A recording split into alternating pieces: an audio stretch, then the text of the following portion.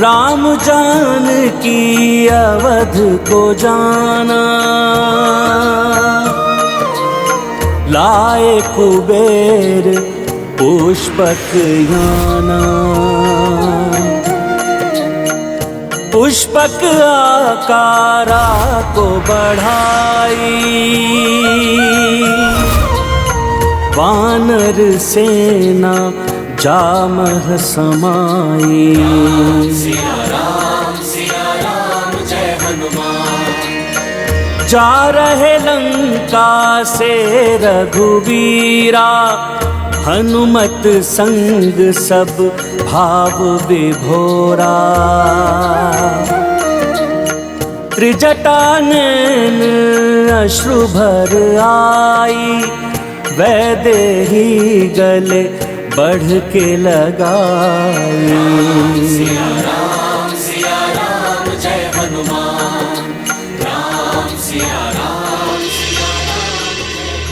त्रिजटा, आपने एक अभिभावक की भांति सीता की रक्षा की है। मैं आपको वरदान देता हूं।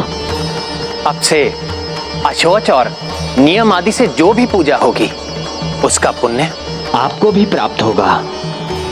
आप सदैव सीता की प्रिय बनी रहेंगी। मेरा जीवन धन्य हो गया प्रभु। आपको कोटि कोटि धन्यवाद। आप दोनों को मेरा नमन।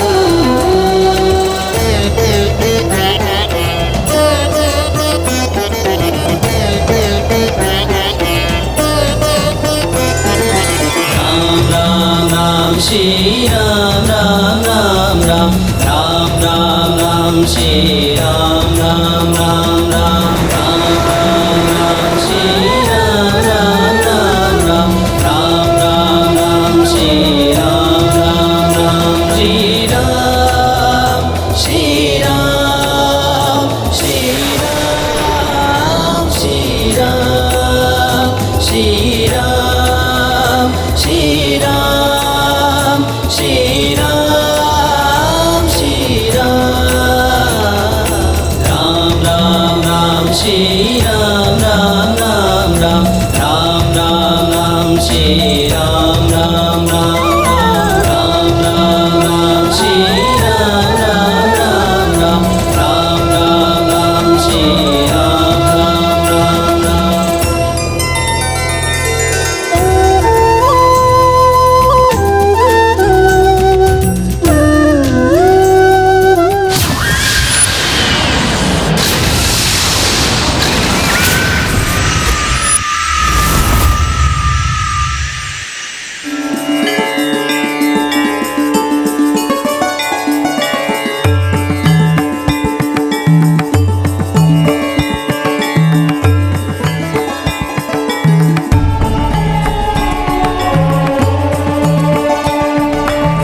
जननी जन्म भूमिश्व स्वर्गादपि गरीयसी। स्वर्ग से भी सुंदर मातृभूमि भारतवर्ष की पावन धरती को मेरा शत शत नमन।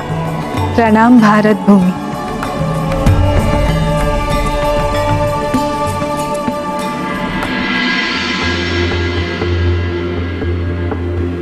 हमारी मातृभूमि का सब पर बड़ा उपकार होता है।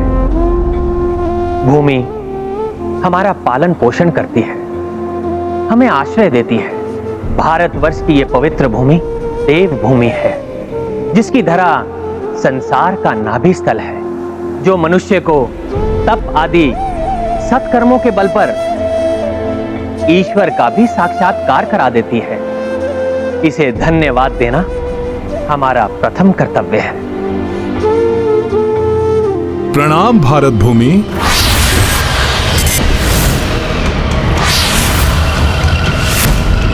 वहां क्या है?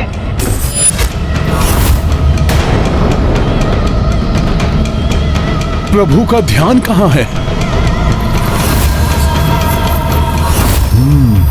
कोई है वहां, किंतु कौन हो सकता है जो कभी दिखाई देता है, कभी लुप्त हो जाता है? सावधान साथियों,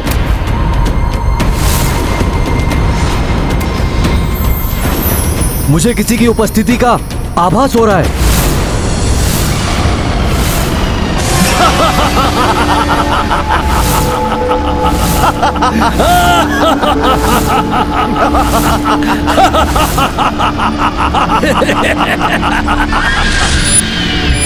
ये तो पिशाच प्रतीत हो रहे हैं।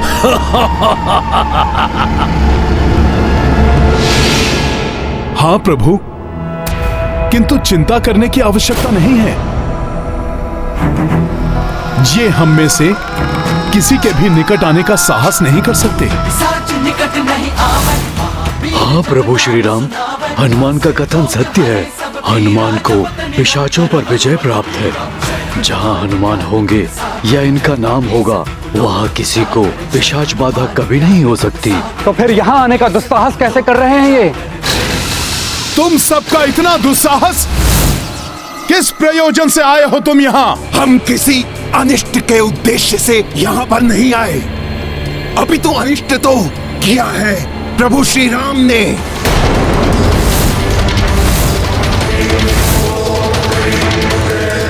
ब्रह्म हत्या की है तुम्हारे श्री राम ने, ब्रह्म हत्या।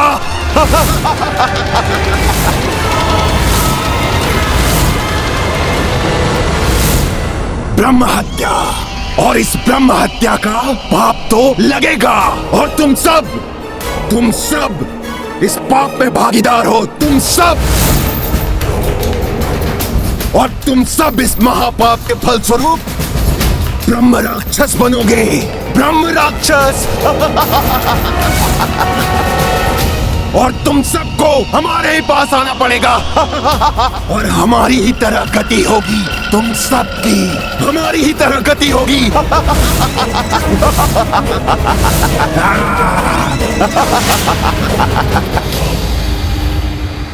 पिशाचों का कथन सत्य है स्वामी। रावण ब्राह्मण पुत्र थे और उसका वध हमारे हाथों ही हुआ है। किंतु माता, वो पापी था, अधर्मी था।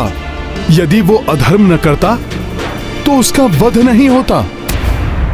हाँ हनुमान, रावण एक ब्राह्मण पुत्र था, विद्वान भी था, किंतु वो एक दुराचारी था। इसीलिए उसका अंत करना ही पड़ा मुझे। प्रभु, यदि ये महापातक है, तब तो हम सब भी इस महापातक के भागी हैं। किंतु तुम सबका नेतृत्व मैं ही कर रहा था, इसलिए महापातक का दोषी मैं ही हूं। यदि किसी प्रकार मैं इस दोष से मुक्त हो गया, तो तुम सब भी इस दोष से मुक्त हो जाओगे। परंतु स्वामी, यह आवश्यक है कि राजा बनने से पूर्व आप ब्रह्म हत्या के दोष से स्वयं को मुक्त कर लें।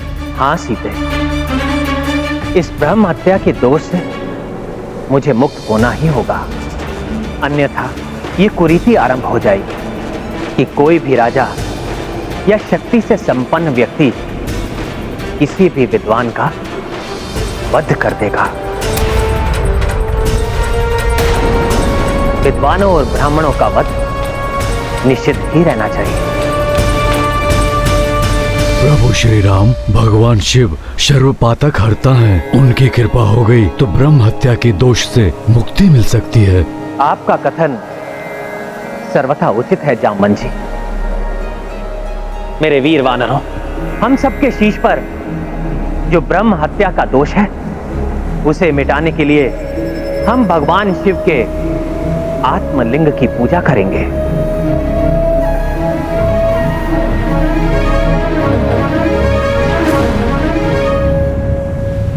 किंतु भैया, आत्मलिंग तो शिवजी के कैलाश धाम से ही प्राप्त हो सकता है, और शिवजी को प्रसन्न किए बिना आत्मलिंग मिलेगा नहीं, तो इतने कम समय में कैसे संभव होगा?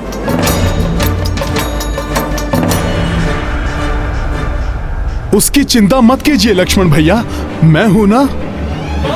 भोले बाबा मुझे मना नहीं करेंगे। मैं समय रहते ही भोले बाबा का शिवलिंग लेकर आ जाऊंगा। हनुमान कुछ अत्यधिक आत्मविश्वास से भर गए हैं। उनके इस आत्मविश्वास से अभिमान झलक रहा है, जो कदाचित युद्ध में हनुमान के पराक्रमों के कारण प्राप्त विजय से उपजा है।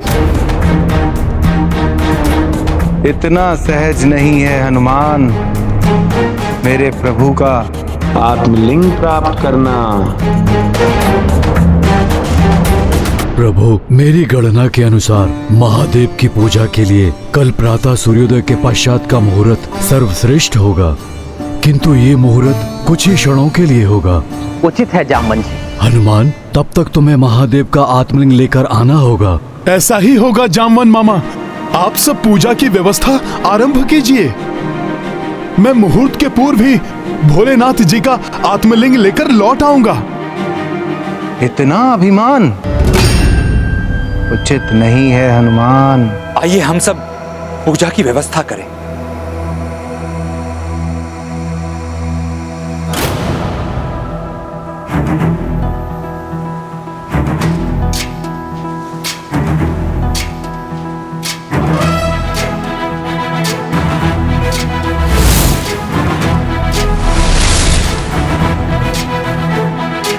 भैया, यदि हम कल तक पूजा करने के लिए यहीं प्रतीक्षा करेंगे तो पूजा के पश्चात अयोध्या पहुंचने के लिए मात्र 8 प्रहर का समय ही शेष रह जाएगा, और यदि किसी भी कारणवश हम उतने समय में अयोध्या नहीं पहुंच पाए तो कहीं भरत भैया। चिंता मत करो लक्ष्मण, हनुमान समय रहते वापस लौट आएंगे और हम सब भी पूजा संपन्न करके समय रहते अयोध्या पहुंच जाएंगे।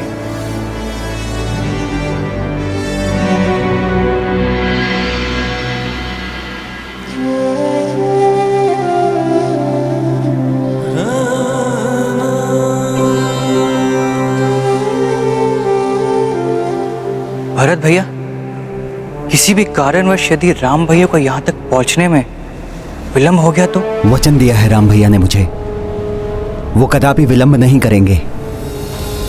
देखना शत्रुघ्न, परसों का सूर्योदय होने से पूर्व राम भैया यहां पर होंगे, और यदि विलंब हुआ तो मेरा प्रण पूर्ण होगा। मैं जलती हुई चिता में प्रवेश कर जाऊंगा। नहीं नहीं, ऐसा नहीं होना चाहिए। स्वाभिमान अच्छा होता है, किंतु अभिमान अपने साथ घमंड को लेकर आता है।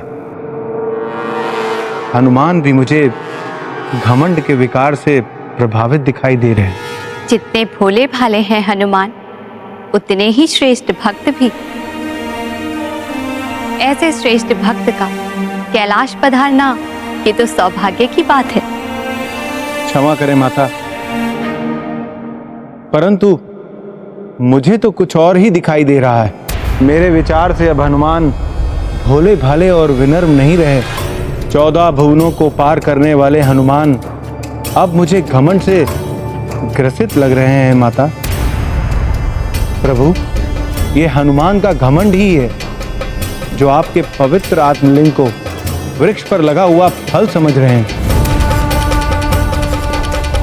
जिसे आकर वो तोड़ कर ले जाएंगे। आपके पवित्र आत्मलिंग को प्राप्त करने के लिए वर्षों घोर तपस्या करनी पड़ती है। अच्छा, तो तुम क्या चाहते हो नंदी? प्रभु, मैं हनुमान की परीक्षा लेना चाहता हूं। यदि वो इस परीक्षा में उत्तीर्ण हुए तभी हनुमान आप तक पहुंच पाएंगे।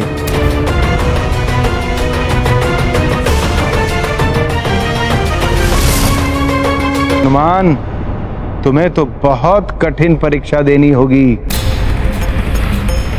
तभी तुम देवेश्वर के दर्शन कर पाओगे।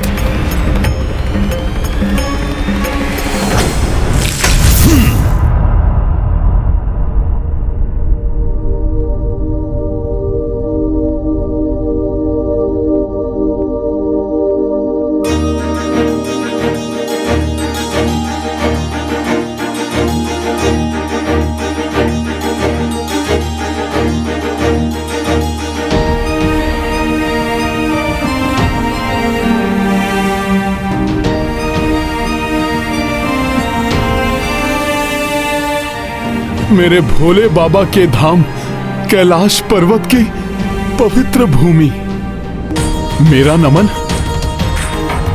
स्वीकार कीजिए।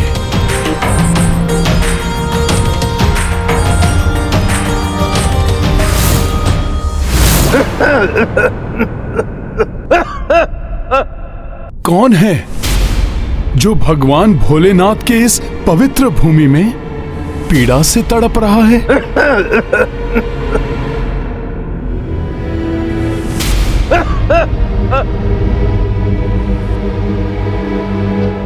ये कौन है?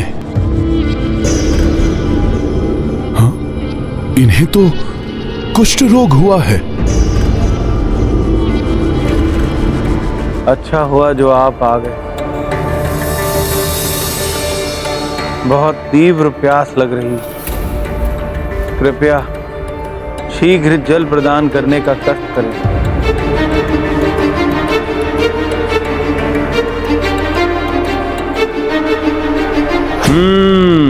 तो मेरा अनुमान सत्य ही था। हनुमान प्रभु श्री राम के प्रिय सेवक हो, इसीलिए इतना घमंड हो गया है तुम्हें कि एक कोढ़ी की सहायता किए बिना ही चल दिए।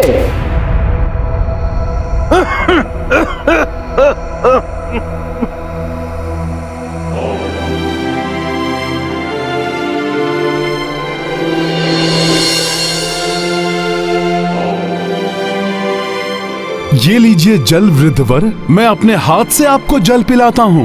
नहीं नहीं, मेरे निकट मत आओ, मैं कोढ़ी हूँ, मुझे स्पर्श करके तुम अपवित्र मत हो।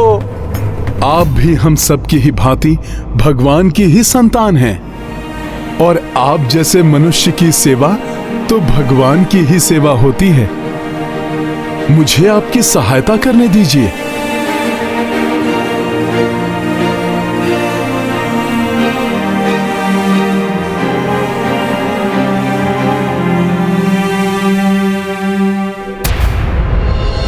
गुरुवर सूर्यदेव अस्ताचल की ओर जा रहे हैं, मुझे शीघ्र ही अपना कार्य भी संपन्न करना है। ये तो साधारण परीक्षा थी हनुमान, अभी तो तुम्हें कड़ी परीक्षा का सामना करना होगा। नंदी गए तो थे हनुमान के विकारग्रस्त होने की परीक्षा लेने, किंतु स्वयं ही अभिमान के विकार से ग्रस्त होते हुए प्रतीत हो रहे हैं।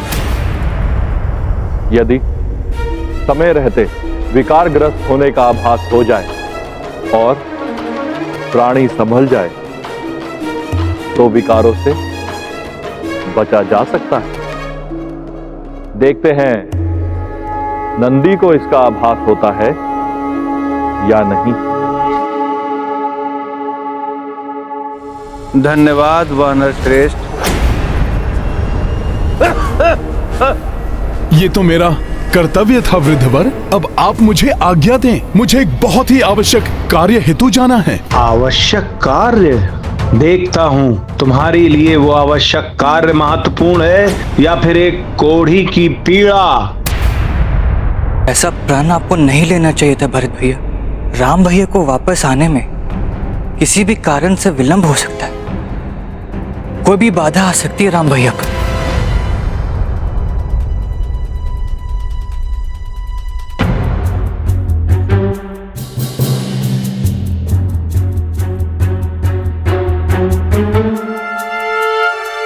भैया श्री राम लौट कर आ रहे हैं या नहीं, ये सुनिश्चित करने के लिए चहु और मैंने अपने दूत भेजे हैं। उनसे हमें ज्ञात हो जाएगा कि भैया निकट ही हैं या नहीं। किंतु भैया अभी तक हमें किसी से कोई सूचना प्राप्त नहीं हुई है। मात्र 1.5 दिन ही तो शेष है। वैसे भी राम भैया लौटकर आएंगे, भले ही विलंब से हैं। इसलिए आप अपना प्रण वापस ले लीजिए भैया। शत्रुघ्न, संसार यही मानता है, रघुकुल रीति सदा चली आई, प्राण जाए पर वचन न जाए। भरत का वचन भी अडिग है।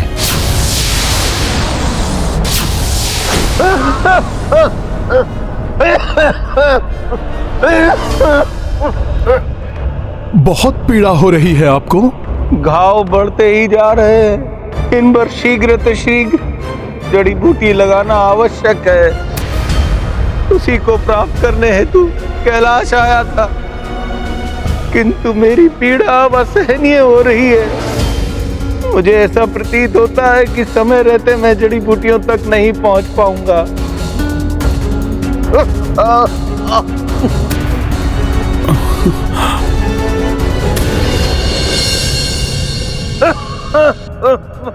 समय रहते आत्मलिंग लेकर नहीं पहुंचा तो मेरे प्रभु ब्रह्मदोष के पातक से मुक्त नहीं होंगे, और यदि इन वृद्ध वर्ग की सहायता नहीं की तो परोपकार धर्म से विमुख होने का दोष लगेगा।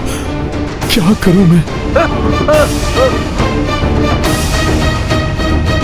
अब सिद्ध हो जाएगा कि हनुमान की ये सेवा मात्र ढोंग थी या सत्य में ही परोपकार धर्म पर अडिग है हनुमान।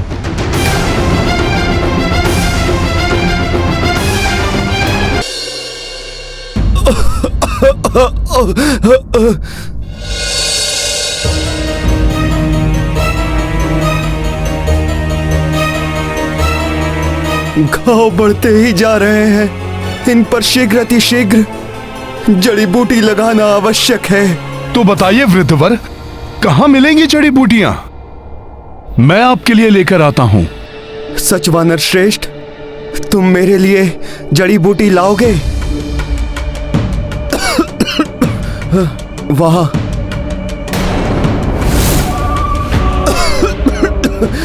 से प्राप्त होगी जड़ी बूटी।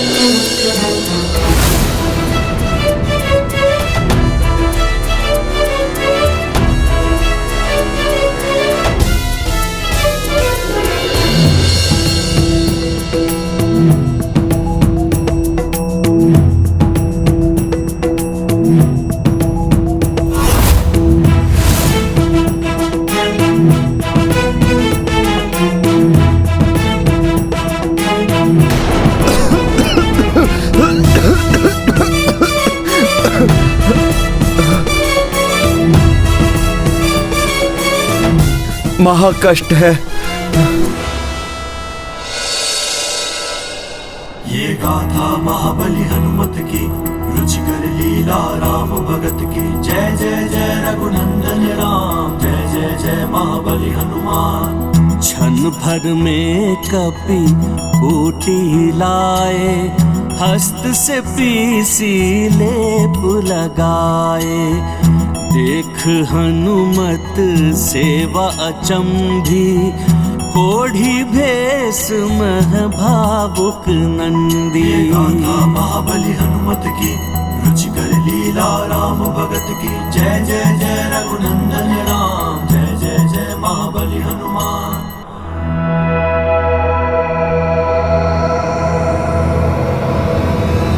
बस हनुमान बस।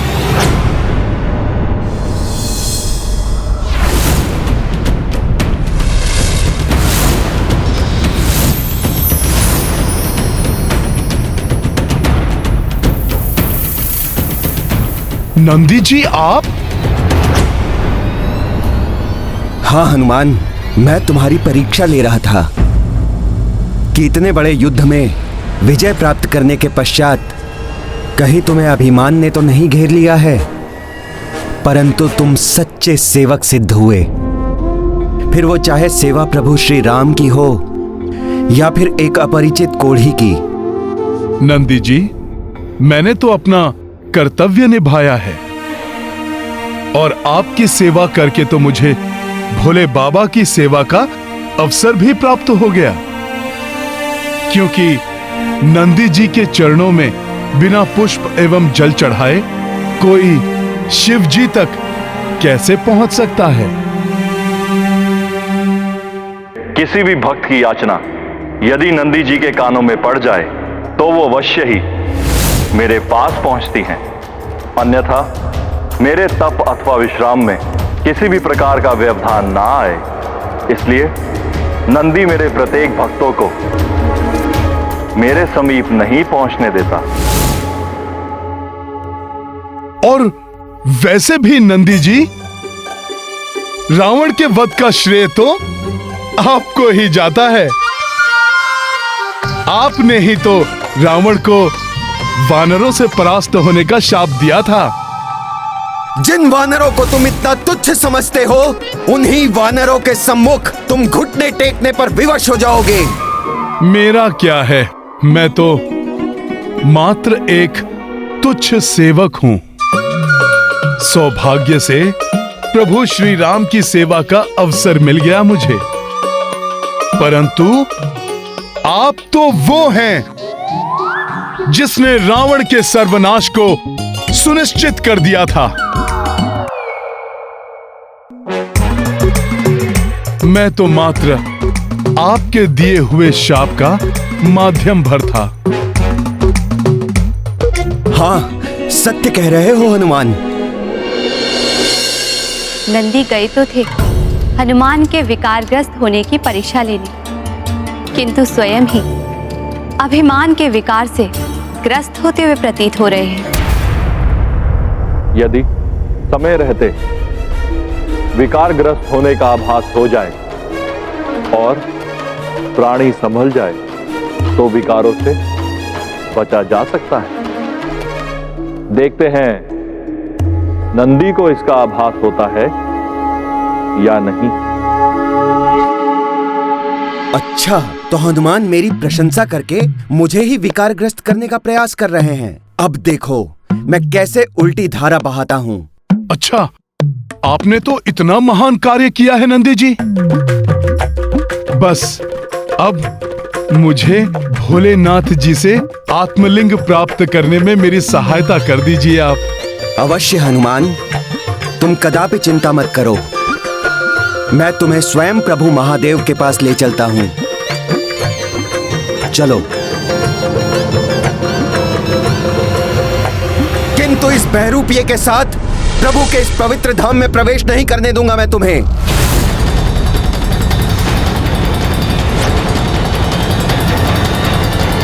ये क्या, यहां भी नंदी जी और वहां भी नंदी जी?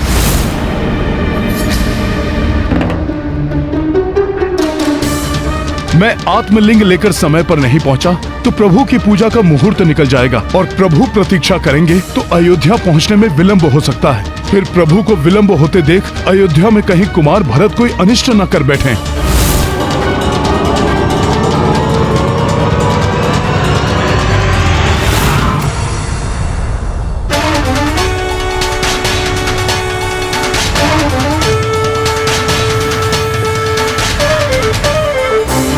मेरा रूप धारण करके मुझे ही बहरूपिया कह रहे हो मायावी? तुम्हारा इतना दुस्साहस हनुमान, इस मायावी को दंड दो ताकि ये सारी माया भूल जाए। हनुमान, जब से तुम यहाँ आए हो तब से ये तुम्हारे साथ छल कर रहा है।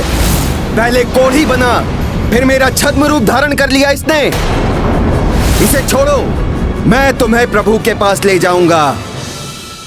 छल करने का प्रयास तुम कर रहे हो हनुमान के साथ। इसकी बातों में मत आना हनुमान, कोई मायावी है ये।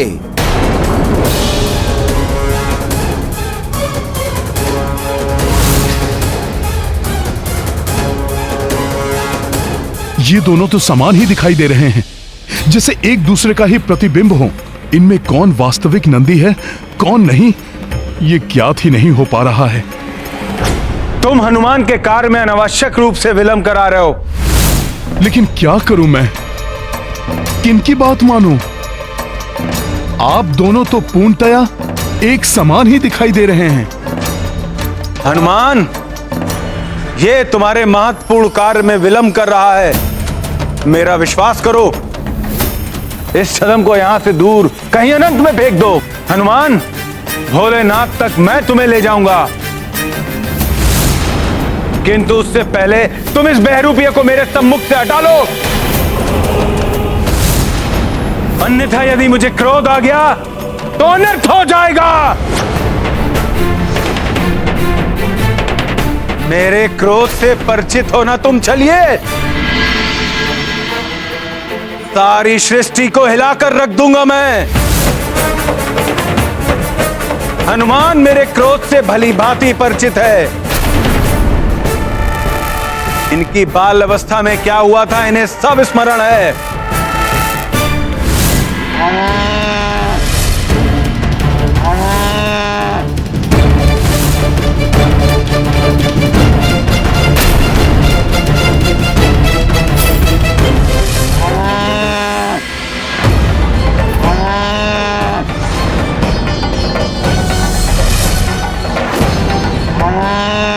बस बहुत हो गया हनुमान, यदि तुम इसे नहीं हटाओगे यहां से तो मैं इसका अंत कर दूंगा। तो आ जाओ, मैं भी देख लूं कि अंत तुम्हारा मैं करता हूं या तुम मेरा। किंतु मेरे क्रोध की ज्वाला में यदि ये सृष्टि भी भस्म होने लगे तो मुझे दोष मत देना हनुमान।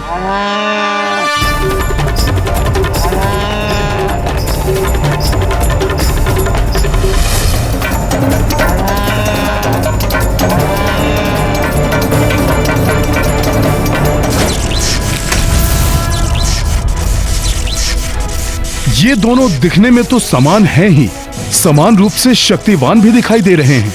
यदि वास्तव में दोनों विलग हैं, तो इनके युद्ध से तो सृष्टि में भूचाल आ जाएगा। मुझे शीघ्र ही कुछ करना होगा।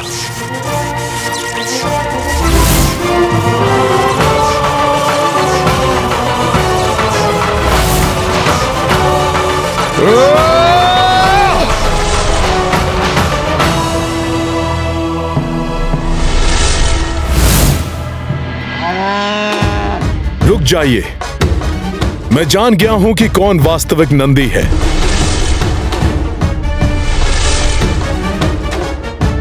तो ठीक है हनुमान, तो तुम इस छद्म रूपी नंदी को हटा दो मेरे सामने से।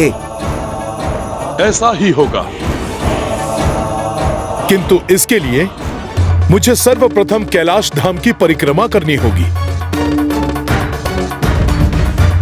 प्रभु भोलेनाथ से आशीर्वाद लेना होगा, जिससे कि मुझसे कोई त्रुटि ना हो पाए। आप दोनों भी मेरे साथ आइए। उचित है हनुमान, चलिए। इस प्रकार नहीं, आपको वचन देना होगा कि आप दोनों मेरे साथ कैलाश की पूरे 3 बार परिक्रमा करेंगे, ना 3 से कम और ना 3 से अधिक। उचित है हनुमान, हम वचन देते हैं कि हम परिक्रमा करेंगे, ना ही 3 से कम और ना ही 3 से अधिक।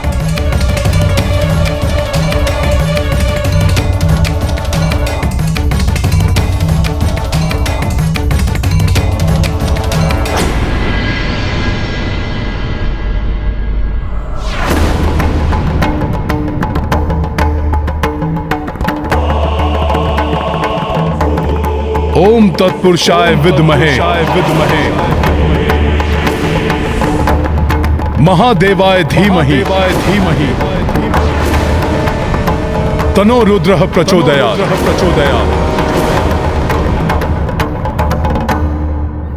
ओहो, हनुमान ने तो अपने बुद्धि चातुर्य से हमें ही उलझा लिया और हम समझ ही नहीं पाए।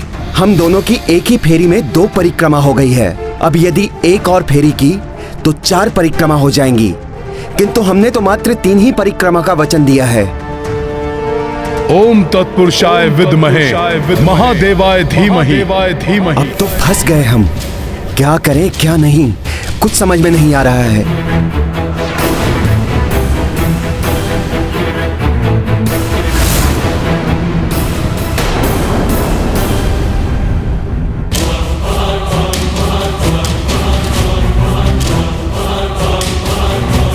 क्या हुआ नंदी जी, आप दोनों रुक क्यों गए?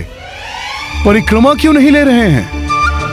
आप दोनों ने तो 3 परिक्रमा लेने का वचन दिया है, ना 3 से अधिक और ना ही 3 से कम।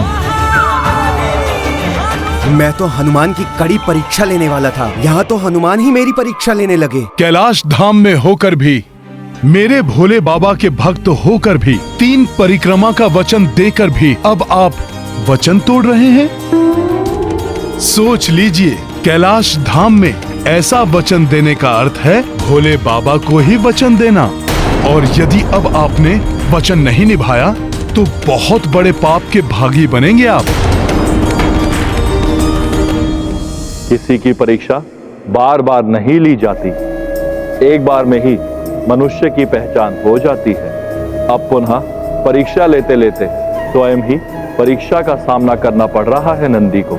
आशा है नंदी को ये समझ में आ गया होगा कि हनुमान बल में ही नहीं, बुद्धि में भी अतुलित है। अब तो 2 से 1 हो जाइए और एक परिक्रमा लेकर अपना वचन पूर्ण कीजिए। इसके अतिरिक्त अन्य और कोई विकल्प नहीं है आपके पास। हनुमान, अब मैं पूरी तरह आश्वस्त हो गया हूँ कि तुम्हें कोई भी विकार स्पर्श नहीं कर सकता, फिर वो चाहे अभिमान हो या क्रोध, लोभ हो या मोह या फिर मत्सर, सभी विकार तुमसे दूर ही रहेंगे। तो नंदी जी, अब मुझे शीघ्र ही भोले बाबा के पास ले चलिए। अवश्य हनुमान, किंतु ये 3य परिक्रमा पूर्ण करने के पश्चात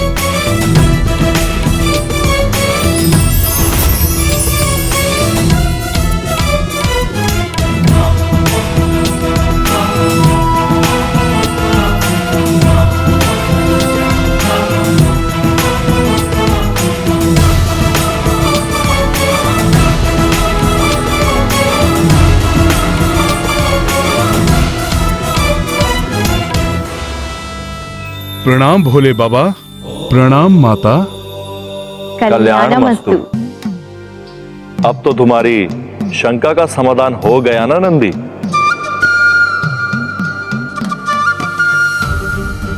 हो गई हनुमान की परीक्षा।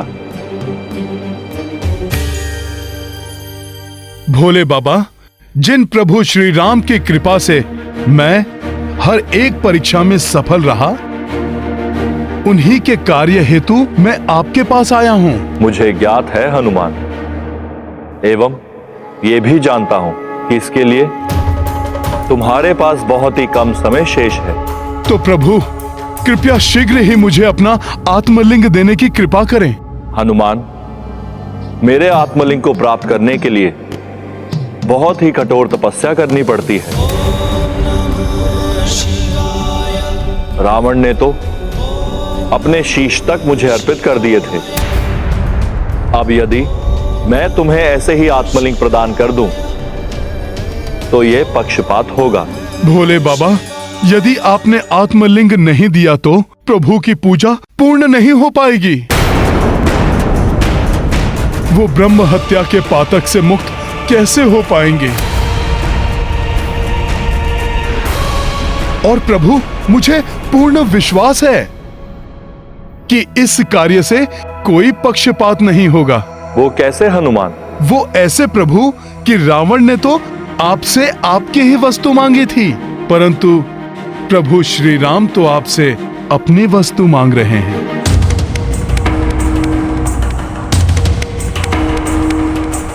तुम कहना क्या चाहते हो हनुमान? माता, भोले बाबा आठों प्रहर प्रभु श्री राम का नाम जपते हैं, अर्थात इनके हृदय में प्रभु श्री राम विराजते हैं और भोले बाबा का आत्मलिंग इनके हृदय से ही तो उत्पन्न होता है।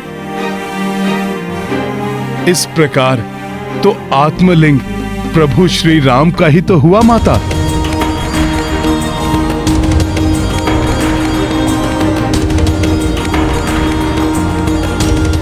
तुम्हारा कथन तो उचित ही है हनुमान।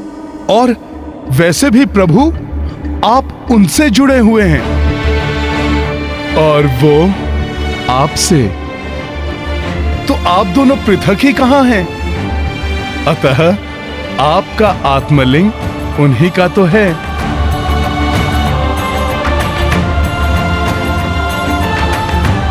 बुद्धि, शक्ति, भक्ति एवं विनम्रता में तुम अनुपम हो हनुमान। भक्ति की महिमा को तुमसे अधिक कौन समझ सकता है हनुमान? सच्ची भक्ति भक्त को भगवान से एकाकार कर देती है।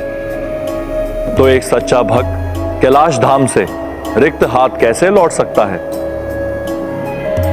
हनुमान अवश्य ही समय रहते लौट आएंगे। तब तक हम पूजा की पूर्ण व्यवस्था कर लेते हैं। प्रभु, मैं हवन सामग्री इत्यादि एकत्रित करता हूँ। मैं और नल पूजा के लिए पुष्प चुनकर ले आएंगे। प्रभु, मैं बेलपत्र एकत्रित करके आता हूँ। ठीक है, आप सब व्यवस्था आरंभ कीजिए।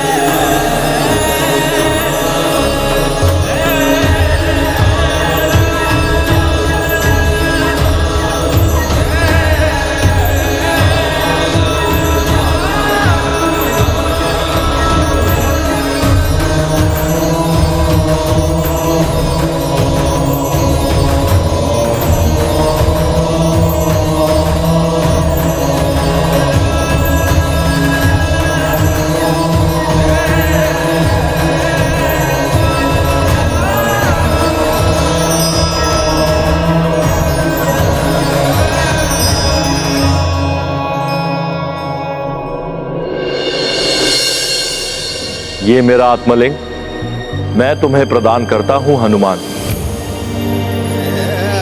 सर्व पातक हरता, सर्व सुख करता है यह आत्मलिंग। इसे तुम श्री राम के पास ले जाओ।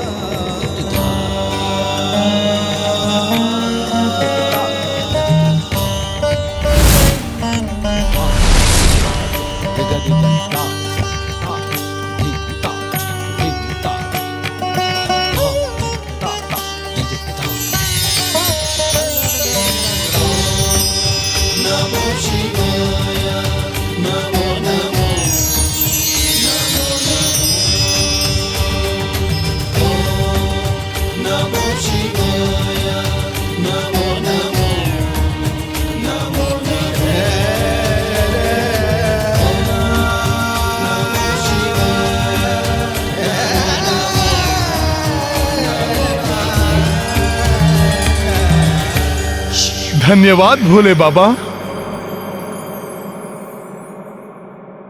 हनुमान, अब तुम्हें आत्मलिंग तो प्राप्त हो गया, किंतु पूजा के लिए सबसे आवश्यक वस्तु बेलपत्र एकत्रित अवश्य कर लेना। बेलपत्र? क्यों माता?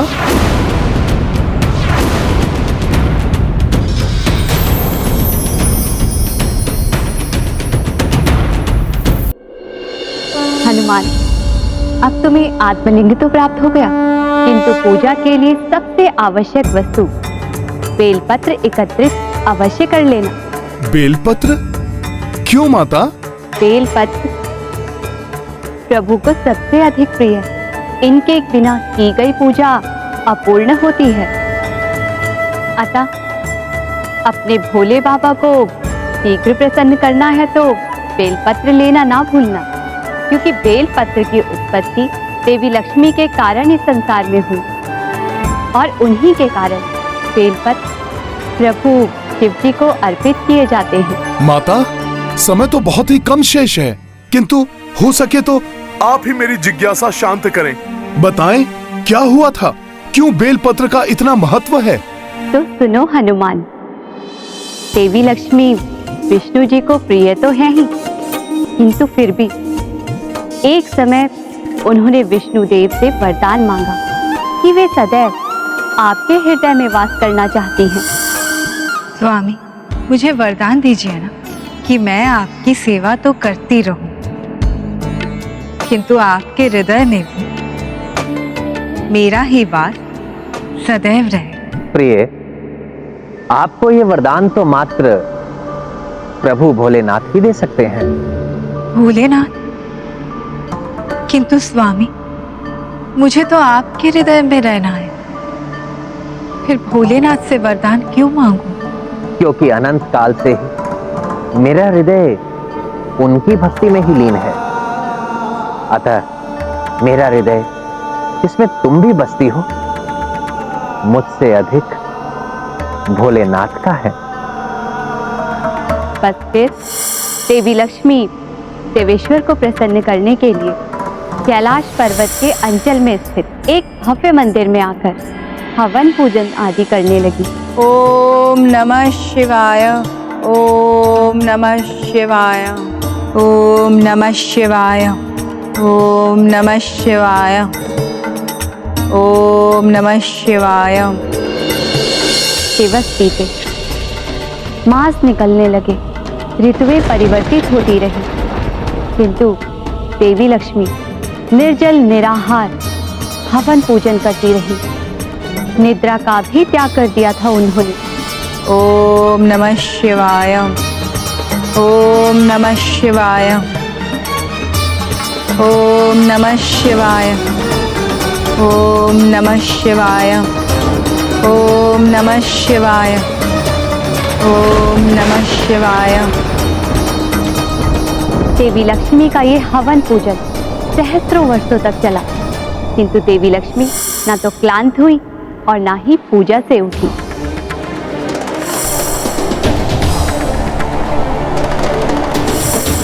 बड़ी ही कठोर तपस्या की है माता लक्ष्मी ने। फिर क्या हुआ माता? फिर हनुमान इस घोर तप को और प्रगाढ़ बनाने के लिए देवी लक्ष्मी अपने अंग काटकर अग्नि में आहुति देने लगी।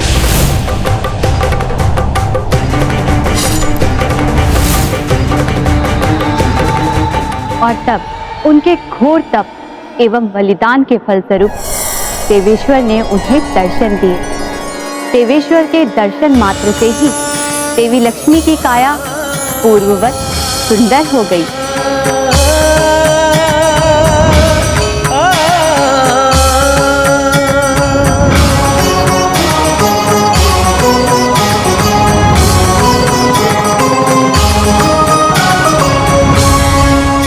प्रणाम प्रभु।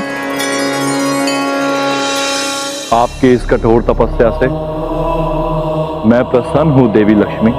कहिए, क्या वरदान चाहती हैं आप? मुझे मात्र इतना ही वरदान दीजिए कि जब तक ये संसार रहे, मेरे तन में प्राण रहे, मैं सदैव स्वामी श्री विष्णु देव की सेवा करती रहूं और उनके हृदय में सदैव मेरा ही वास रहे। तथास्तु।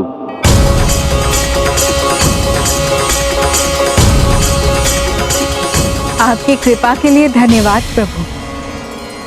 परंतु प्रभु, मैं सहस्त्रों वर्षों तक आपकी तप करने में समर्थ रही, किंतु एक साधारण नारी कैसे इतना तप कर सकती है? कलयुग में तो मनुष्य अल्पायु होते हैं, तब वो कैसे आपकी कृपा प्राप्त कर सकेंगे? प्रभु, कुछ ऐसा विधान कीजिए कि कलयुग में भी मनुष्य आपकी कृपा सहजता से प्राप्त कर सके। देवी लक्ष्मी, आपने जो इस अग्नि में अपने पवित्र अंगों की आहुतियां दी हैं, वो व्यर्थ नहीं जाएंगी।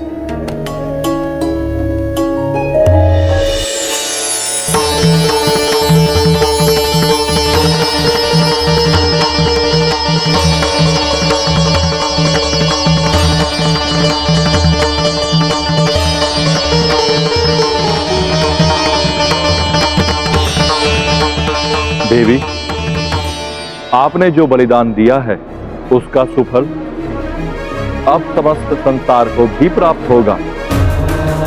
आपके पवित्र अंगों की आहुतियों से उत्पन्न ये पवित्र वृक्ष बेल वृक्ष कहलाएगा। इसके बेल पत्रों को अब से जो भी शिवलिंग पर चढ़ाएगा उसे आपके तप के समान ही पुण्य की प्राप्ति होगी। इस प्रकार तब से लेकर अब तक कोई भी शिव पूजा बिना बेलपत्र अर्पित किए पूर्ण नहीं होती। तब तो मैं लौटते समय उसी मार्ग से जाऊंगा जहां पर ये वृक्ष है, वहीं से मैं बेलपत्र एकत्र करूंगा। वो वृक्ष तुम्हें कैलाश क्षेत्र के घने वन में मिलेगा हनुमान। किंतु स्मरण रहे, भगवान को अर्पित करने के लिए जो बेलपत्र तुम चुनो वो 3 पत्र, सुंदर एवं बिना छिद्र के होना चाहिए। माता, किंतु 3 पत्र वाला ही क्यों? हनुमान, ये समस्त सृष्टि रजोगुण, सतोगुण एवं तमोगुण के आधार पर रचित हुई है। रजोगुण द्वारा ब्रह्मदेव सृष्टि रचते हैं, सतोगुण द्वारा विष्णुदेव सृष्टि का संचालन करते हैं एवं तमोगुण द्वारा महादेव सृष्टि का संहार करते हैं। बेलपत्र के ये 3 पत्र इन तीनों गुणों एवं त्रिदेव का प्रतीक माने गए हैं। किंतु ये भी स्मरण रखना कि सूर्यास्त के पश्चात बेलपत्रों को नहीं तोड़ा जाता है। अवश्य माता, मैं स्मरण रखूंगा। और ये भी स्मरण रखना हनुमान कि तुम किसी भी मार्ग से जाओ, कितनी भी बाधा आए, किंतु आत्मलिंग को धरा पर मत रखना, अन्यथा ये वहीं स्थापित हो जाएगा। मैं स्मरण रखूंगा प्रभु। अब आपका ये पूज्य आत्मलिंग प्रभु श्री राम के नेत्रों के समक्ष ही स्थापित होगा। प्रभु, मुझे आज्ञा दीजिए। प्रणाम प्रभु, प्रणाम माता।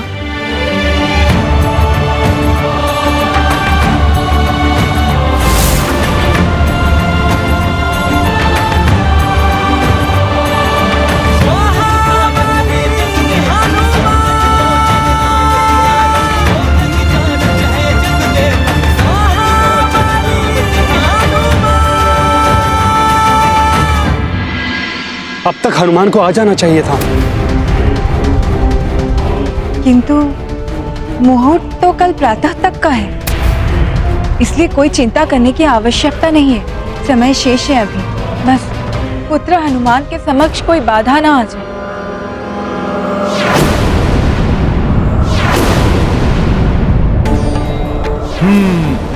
वो रहा बेल वृक्ष। 3 पत्र वाला बेलपत्र, ये रहा।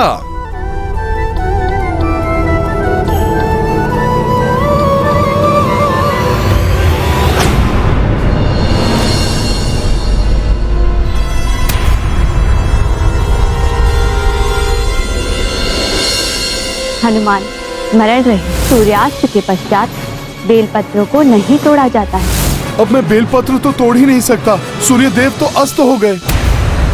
मैंने माता पार्वती के तप से उत्पन्न इसे वृक्ष से पत्र लेने का वचन दिया था माता को। मैं क्या करूं?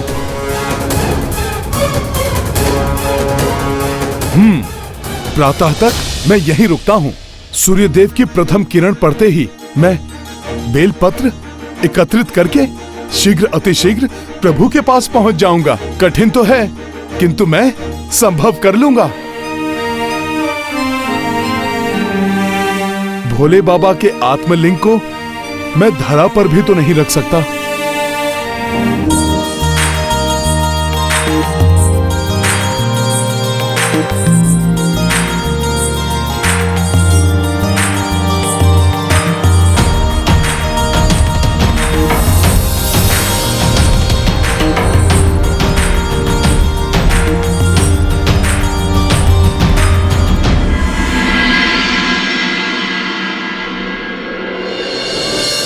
सूर्य देव तो उदित हो रहे हैं।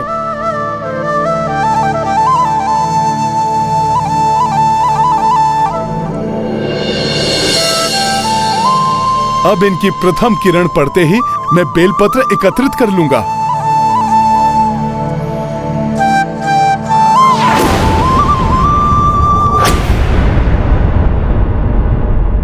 ये तो पिपीलिकाएं हैं जो पत्रों को खा रही हैं।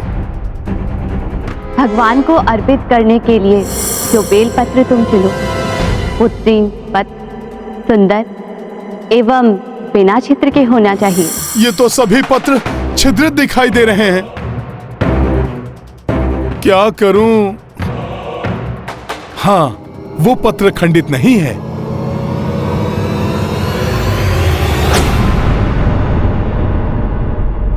पिपलिकाएं तो इन पत्रों पर भी आ रही हैं। सूर्यदेव भी ऊपर चढ़ आए हैं। अब तो बहुत ही कम समय शेष है। पत्र भी लेना है, किंतु उसके पूर्व कुछ भी करके इन पिपीलिकाओं को बिना क्षति पहुंचाए यहां से हटाना होगा। प्रभु, हमने बहुत ढूंढा, हमें बेलपत्र कहीं भी प्राप्त नहीं हुआ। प्रभु, नल और नील को दूसरी दिशा में भेजा है बेलपत्र लाने के लिए। कदाचित वो समय रहते बेलपत्र ले आए। ना तो बेलपत्र मिल रहे हैं और ना ही हनुमान अभी तक आत्मलिंग लेकर लौट पाए हैं। मुहूर्त भी निकला जा रहा है, अब अधिक समय शेष भी नहीं है। अब तक तो मुझे यहां से प्रस्थान कर जाना चाहिए था, किंतु बेलपत्र लेना भी तो आवश्यक है। प्रभु, कोई तो उपाय होगा।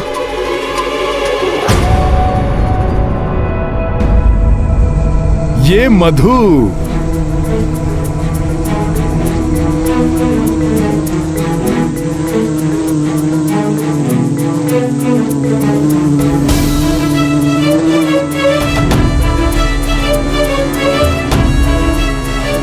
ये युक्ति कार्य कर रही है।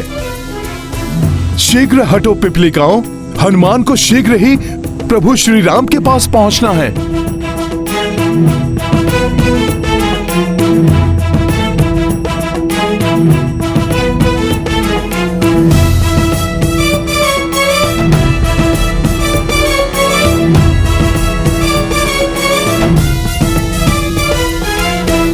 सूर्योदय तो कब का हो चुका है, किंतु हनुमान के आने का कोई संकेत दिखाई नहीं दे रहा।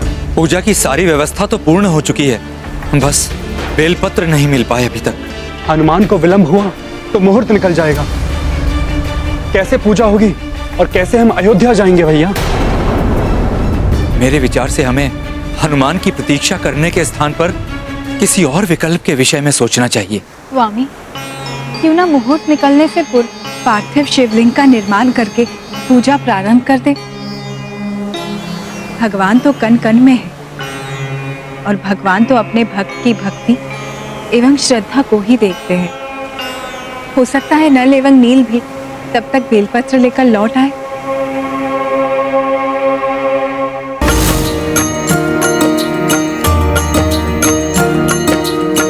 इत हनुमाना शिवलिंग लावे,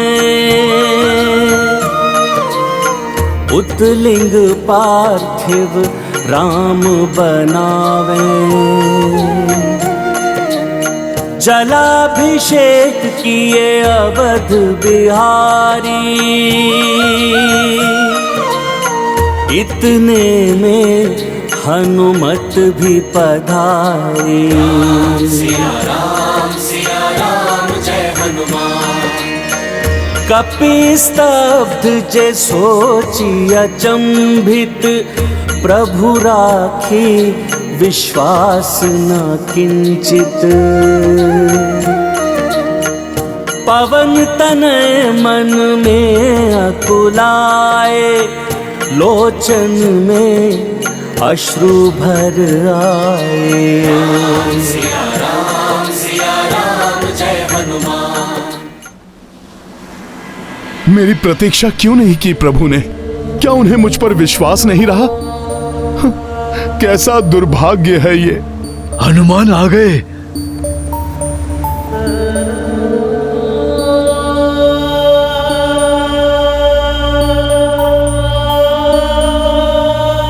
ऐसी स्तब्ध उदासी का भाव मैंने हनुमान के मुख पर आज पहली बार देखा है। प्रणाम प्रभु।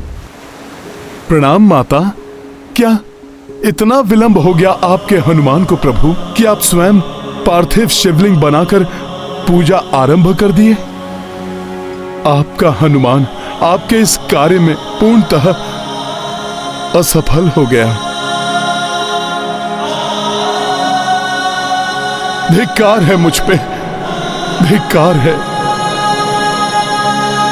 मित्र हनुमान, हम सबने आपकी बहुत प्रतीक्षा की, परंतु पूजा का मुहूर्त बीता जा रहा था, इसलिए प्रभु ने पार्थिव शिवलिंग का निर्माण कर प्रभु की पूजा प्रारंभ की।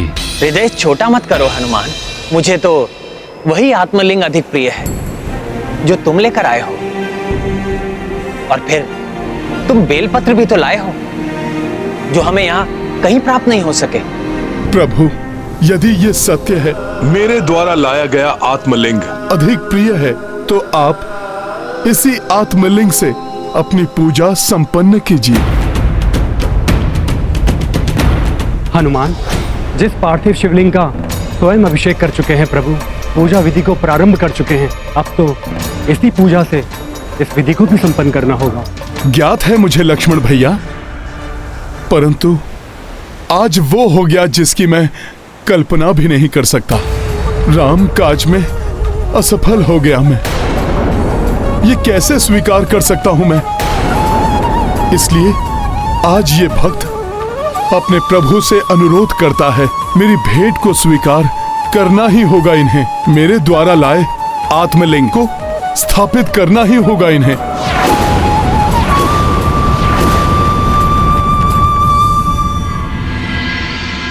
और प्रभु, यदि आप मेरे इस अनुरोध का मान नहीं रखना चाहते, तो मेरे द्वारा लाए गए इस आत्मलिंग का भी यहाँ कोई महत्व नहीं। तब तो यही उत्तम रहेगा कि मैं अभी जाकर प्रभु महादेव को उनका आत्मलिंग लौटा दूं।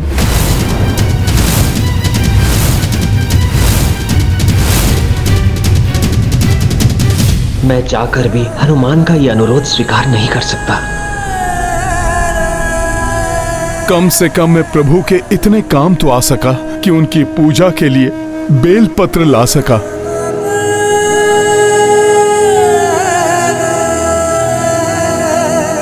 ये लीजिए प्रभु।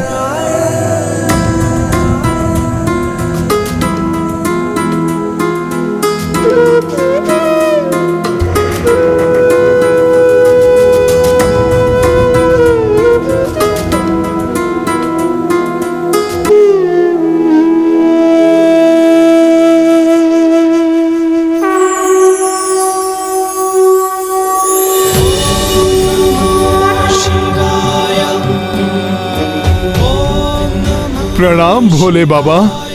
प्रणाम प्रभु। कल्याण हो। हनुमान, तुम्हारे विलंब और प्रभु श्री राम के द्वारा यहाँ पार्थिव शिवलिंग को बनाने के पीछे भी एक बहुत बड़ा उद्देश्य है।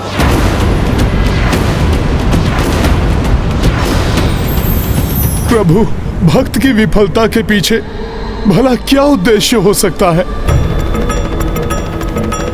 प्रभु, भक्त की विफलता के पीछे भला क्या उद्देश्य हो सकता है? भक्त और भगवान दोनों के हाथों दो पृथक लिंग एक साथ स्थापित होने का उद्देश्य है हनुमान।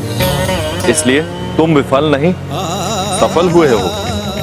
भक्त प्रभु की भक्ति तो करता ही है, परंतु वो अपने प्रभु से हट करने का अधिकार भी रखता है। इसलिए आज यहाँ भक्त और भगवान दोनों ही लिंग स्थापित करेंगे। भगवान द्वारा स्थापित लिंग को जगत राम लिंगम पुकारेगा और भक्त द्वारा स्थापित विश्वलिंगम कहलाएगा। आज से यह स्थान रामेश्वरम के नाम से परिचित होगा। मैं घोषणा करता हूं कि जो भी यहाँ पूजा के लिए आएगा वो मेरे द्वारा स्थापित पार्थिव शिवलिंग से पूर्व हनुमान के द्वारा लाए आत्मलिंग का अभिषेक करेगा। इस पुण्य तीर्थ स्थल पर ऐसे पूजा करने वालों के समस्त दुखों और पातकों का नाश होगा। हर हर महादेव, हर हर महादेव, हर हर महादेव। जय श्री राम।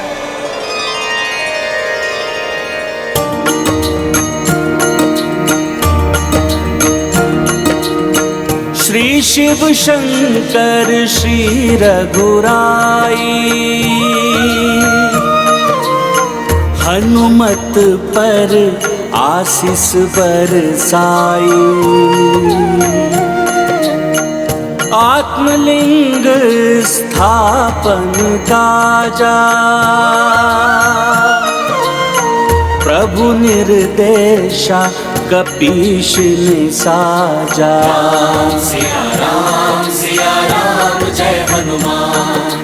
राम सिया राम जय हनुमान। ये गाथा महाबली हनुमत की, रुचिकर लीला राम भगत की। जय जय जय रघुनंदन राम, जय जय जय महाबली हनुमान। जय जय जय रघुनंदन राम, जय जय जय महाबली हनुमान। प्रभु, पूजा संपन्न हो गई। अब हमें प्रस्थान करना चाहिए। हाँ स्वामी, अब हमें तनिक भी विलंब नहीं करना चाहिए, क्योंकि आपके ही समान आपके अनुज भरत भैया भी रघुकुल रीति सदा चली आई। प्राण जाए पर वचन न जाए, युक्ति का पालन अपने प्राण देकर भी करेंगे।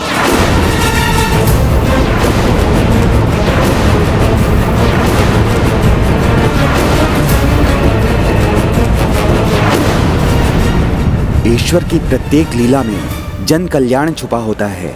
आवश्यकता है बस इसे समझने की।